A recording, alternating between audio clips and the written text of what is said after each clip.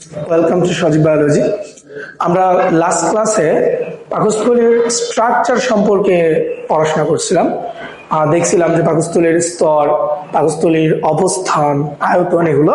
তো আমি সেই ক্লাস থেকেই আজকে শুরু করতে চাই যে পাকস্থলীর ভেতরে খাদ্যবস্তুর যে পরিপাক সেটা। তো পাকস্থলীতে সাধারণত খাদ্যবস্তুর দুইটা পরিপাকই হয়ে থাকে, অর্থাৎ খাদ্যের যে পরিপাক এটা তো যান্ত্রিক এবং রাসায়নিক দুই ধরনের পরিপাক। তো পাকস্থলীতে যান্ত্রিক এবং রাসায়নিক দুটো পরিপাকই হয়। তো যান্ত্রিক পরিপাকে পাকস্থলীর স্ট্রাকচারাল ফাংশনটা বেশি কাজ করে, এবং যদি আমি বলি যে রাসায়নিক যে পরিপাক বা কেমিক্যাল ডাইজেশন, সেইটাতে পাকস্থলীতে থাকা যে গ্যাস্ট্রিক গ্রন্থিগুলো আছে, আমরা গ্যাস্ট্রিক গ্রন্থি নিয়েও একটা ক্লাস করব। এই গ্যাস্ট্রিক গ্রন্থি নিঃসৃত এনজাইমগুলো সাধারণত এই কাজগুলো করে থাকে। তো আমরা আজকে আলাপ করব হচ্ছে পাকস্থলীতে যান্ত্রিক পরিপাক। তো পাকস্থলীর যান্ত্রিক পরিপাক এই বিষয়টাকে আমরা হচ্ছে কয়েকটা পয়েন্টে ভাগ করে নিই। যেমন আমরা প্রথমেই যদি একটু বলি যে পাকস্থলীতে প্রথমত খাদ্য বস্তু জমা রাখে। তো খাদ্য জমা রাখা এইটাও অত্যন্ত গুরুত্বপূর্ণ একটা ফাংশন। কিছুক্ষণের জন্য বা বেশ কিছুক্ষণ আসলে খাদ্য জমা থাকে। যেমন যদি স্বাভাবিক চাপের কথা বলা হয়, স্বাভাবিক চাপে স্বাভাবিক অবস্থায় যদি বলা হয়, তাহলে প্রায় 2 থেকে 6 ঘন্টা পর্যন্ত পাকস্থলীতে খাদ্যবস্তু জমা থাকে, প্রায় 2 থেকে 6 ঘন্টা পর্যন্ত। এবং আমরা যদি একটু দেখি যে খাদ্যবস্তু প্রায় 0.8 থেকে আমরা যদি খেয়াল করে দেখি যে এই 2 থেকে 6 ঘন্টা যেই অ্যামাউন্টটা খাদ্যবস্তুর হচ্ছে সঞ্চয় করে থাকে, সেই খাদ্যবস্তুর পরিমাণটা যদি আমরা খেয়াল করি, তাহলে 0.8 থেকে প্রায় 1.5 লিটার পর্যন্ত খাদ্যবস্তু সঞ্চয় বা জমা রাখে এই সময়টার জন্য পাকস্থলীতে। এবং এই সময়টা পাকস্থলীতে থাকা এই খাদ্যবস্তুগুলোর মধ্যে যেই খাদ্য উপাদানগুলো আছে সেগুলোর যান্ত্রিক এবং রাসায়নিক পরিপাক শুরু হয়। তবে উল্লেখ্য যে পাকস্থলীতে শুধুমাত্র প্রোটিন জাতীয় খাদ্যেরই ব্যাপক এবং বিস্তারিত অর্থে পরিপাকটা হয়। আর শর্করার পরিপাক খুব একটা হয় না।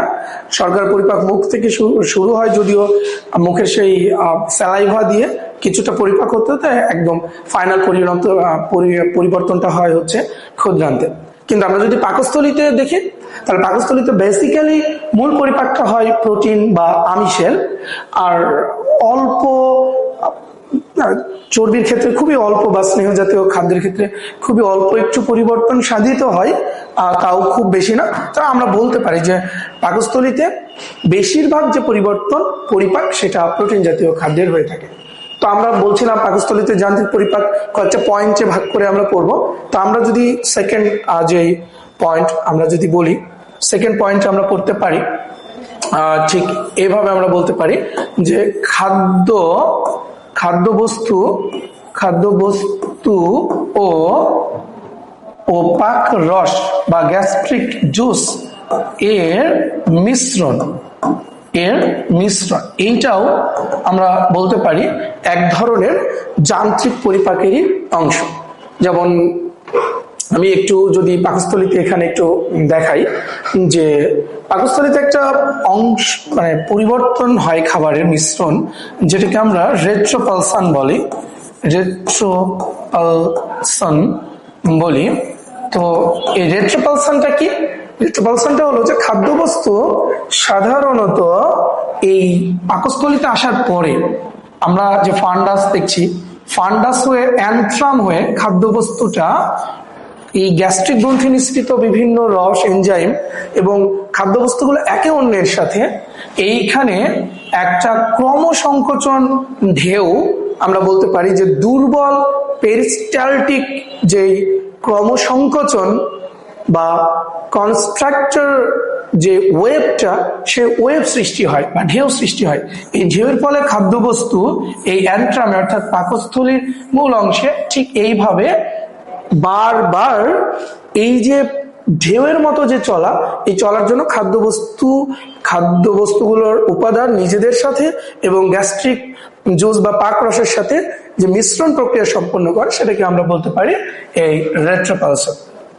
সাধারণত রেট্রোপালসন হওয়াতে যান্ত্রিক পরিপাকের ক্ষেত্রে কিছু তো আকৃতিগত পরিবর্তন হয় খাদ্যবস্তুগুলোর, কিন্তু রাসায়নিক পরিপাকেও কিন্তু অনেক হেল্প হয়। যেমন হচ্ছে যে এনজাইম গুলো আছে গ্যাস্ট্রিক রসের মধ্যে, সেই এনজাইম গুলো খাদ্যবস্তুর সাথে খুব ভালো মতো মিশতে পারে। এছাড়াও আমরা যদি একটু এখানে খেয়াল করি যে খাদ্যবস্তু এবং পাক রসের যে মিশ্রণের ক্ষেত্রে আমরা আরেকটা জিনিস খুব উল্লেখযোগ্যভাবে তুলে ধরতে পারি, সেটা হলো হাইড্রোক্লোরিক অ্যাসিড। পাকস্থলীতে হাইড্রোক্লোরিক অ্যাসিড ক্ষরণ হয়। এই হাইড্রোক্লোরিক অ্যাসিড এত বেশি শক্তিশালী যে এই পাকস্থলীতে এই হাইড্রোক্লোরিক অ্যাসিডের জন্য পিএইচ গিয়ে দাঁড়ায় 1 থেকে 2। এত শক্তিশালী এই অ্যাসিডটা পাকস্থলীর ভেতরে মানে সৃষ্টি হয়। এবং আমরা একটা সময় দেখব যে এত শক্তিশালী অ্যাসিড পাকস্থলীর ভেতরে থাকার পরেও কেন পাকস্থলীর অন্তঃগাত্রের কোনো ক্ষতি হয় না। তো যাই হোক, আমি যেখানে ছিলাম যে খাদ্যবস্তু পাকরস এর মিশ্রণের টপিকটাতে, তো এই রেট্রোপালসনের মাধ্যমে হাইড্রোক্লোরিক অ্যাসিডের সাথেও খাদ্যবস্তুর মিশ্রণটা আরো প্রপারলি হয়ে থাকে। আর মূল যে কাজটা হয় সেটা হলো হাইড্রোক্লোরিক অ্যাসিডের উপস্থিতিতে খাদ্যে যদি কোনো জীবাণু থাকে বা খাদ্যে উপস্থিত জীবাণুগুলো ধ্বংস হয়ে যায়। এছাড়া হাইড্রোক্লোরিক অ্যাসিডের আরো কাজ আছে যে গ্যাস্ট্রিক জুসে থাকা যে এনজাইম গুলো আছে সেই এনজাইম গুলোকে নিষ্ক্রিয় অবস্থা থেকে সক্রিয় অবস্থায় নিয়ে আসে। ওটা আমরা নেক্সট যেই রাসায়নিক পরিপাক ক্লাস করব, আমরা সেই ক্লাসে ওটা নিয়ে আলাপ করব। এরপরে আমরা যান্ত্রিক পরিপাকের যে 3 নম্বর পয়েন্ট, আমরা যদি 3 নম্বর পয়েন্ট নিয়ে কথা বলি তাহলে সেটা হলো পাকস্থলী খালিকরণ। আমরা এইভাবে নাম দিতে পারি, অথবা আমরা এইটা বলতে পারি যে স্টোমাক এমটিং।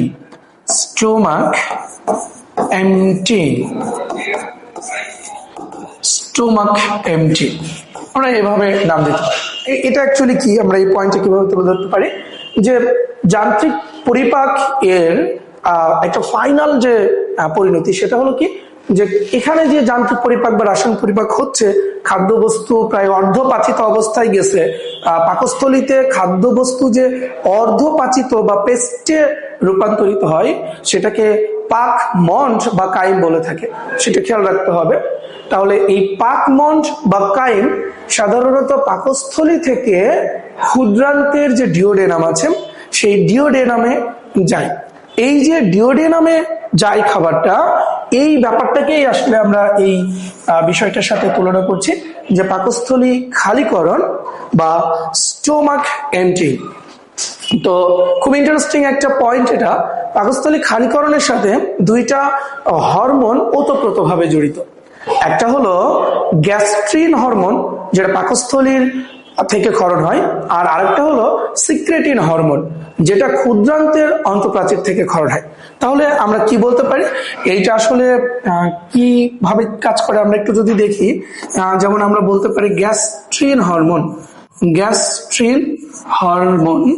এই গ্যাস্ট্রিন হরমোন পাকস্থলীতে ক্ষরণ হয়।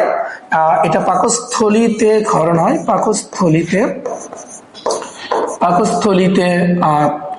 হয়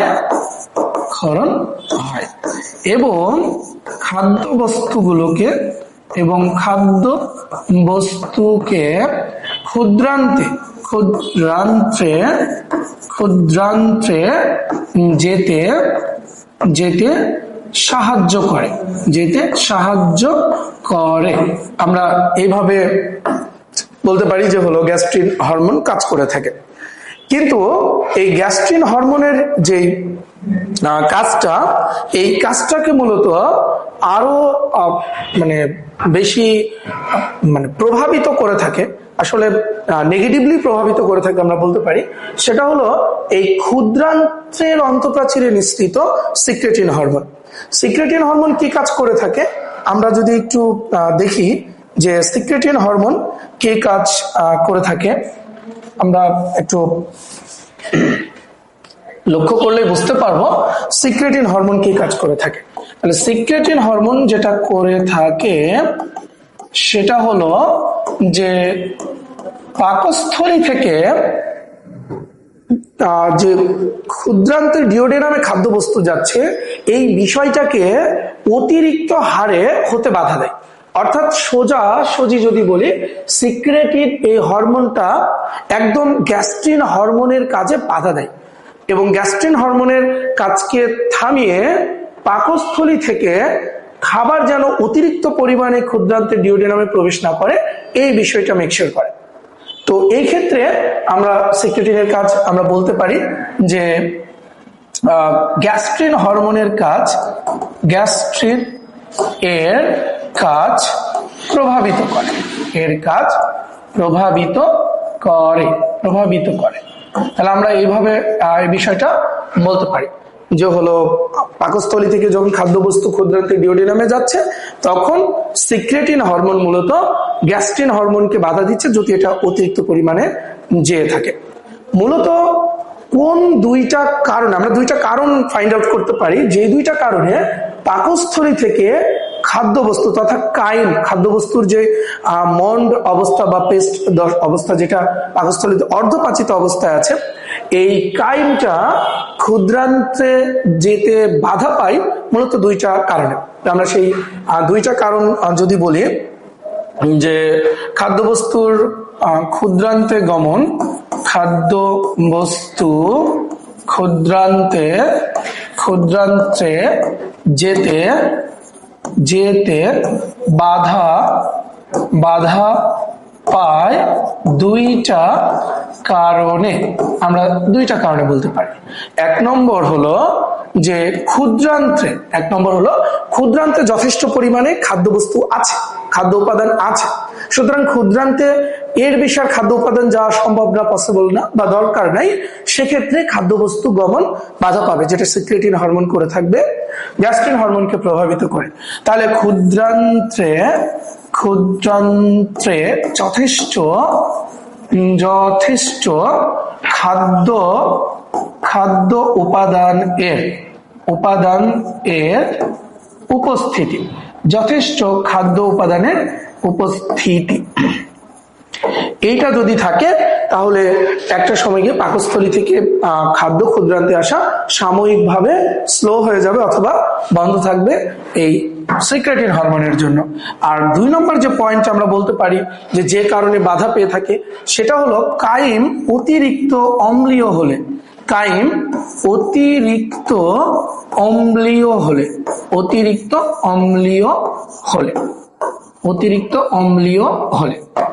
ঠিক আছে। এই যে এখানে যে অর্ধপাচিত খাদ্যবস্তু বা খাদ্যমন্ড বা কাইমের কথা বলতেছি পাকস্থলীতে, সেই খাদ্য বস্তু বা কাইম যদি অতিরিক্ত অম্লীয় হয়ে থাকে তাহলে ক্ষুদ্রান্তে যেতে বাধা পাবে। এটা এক ধরনের ডিফেন্সিভ মেকানিজমও বলা যায় এই পরিপাক নালীর, কারণ অতিরিক্ত অম্লীয় কাইম যদি ক্ষুদ্রান্তে যায় তাহলে ক্ষুদ্রান্তের যে এনজাইম গুলো আছে সেগুলো স্বাভাবিক কাজ করার পরিবেশ পায় না, অম্লীয় পরিবেশ সৃষ্টি হয়ে যায় এবং ক্ষুদ্রান্তের অন্তঃপ্রাচীরের ক্ষতিও হতে পারে এই অতিরিক্ত অম্লীয় কাইম ক্ষুদ্রান্তে গেলে। ঠিক এই কারণে মূলত কাইম এই ক্ষুদ্রান্তে যাওয়াটা বাধা পেয়ে থাকে। তাহলে সিক্রেটিন হরমোন এখানে অনেক ইম্পর্টেন্ট একটা রোল প্লে করে। সিক্রেটিন হরমোন নিয়ে আরেকটা কথা বলা যায়, সেটা হলো এটা হলো প্রথম আবিষ্কৃত হরমোন। এইটা আমরা বলতে পারি যে মানুষের ক্ষেত্রে প্রথম আমরা দেখবো যে আবিষ্কৃত এই হরমোনটার নাম হচ্ছে সিক্রেটিন। এটা ক্ষুদ্রান্তের অন্তঃপ্রাচীরে নিঃসরিত হয়। তো এই ছিল মোটামুটি পাকস্থলীতে যান্ত্রিক পরিপাক সম্পর্কে কথাবার্তা। আমরা নেক্সট ক্লাসে কেমিক্যাল ডাইজেশন ইন স্টোমাক অর্থাৎ পাকস্থলীর ভেতরে খাদ্যবস্তুর রাসায়নিক যে পরিপাক সেইটা পড়বো এবং পাশাপাশি পাকস্থলীতে যে গ্যাস্ট্রিক গ্রন্থি আছে আমরা সেটাও দেখব এবং একই সাথে আমরা পরবর্তীতে আরো জানার চেষ্টা করব যে এই যে তীব্র অ্যাসিডিক একটা এনভায়রনমেন্ট, এই এনভায়রনমেন্ট থেকে আমাদের এই পাকস্থলী অর্থাৎ উন্নত প্রাণীদের ম্যামালসদের যে পাকস্থলী সেটা কিভাবে রক্ষা পায় এবং এই জায়গা থেকে উল্টা উপকৃত হয়, অর্থাৎ হাইড্রোক্লোরিক অ্যাসিড থেকে উল্টা উপকৃত হয় কিভাবে জীবাণু ধ্বংস হয়, এগুলো আমরা ইনশাআল্লাহ নেক্সট ক্লাসে জানবো। সুতরাং পরবর্তী ক্লাসে দেখা হবে। আল্লাহ হাফেজ।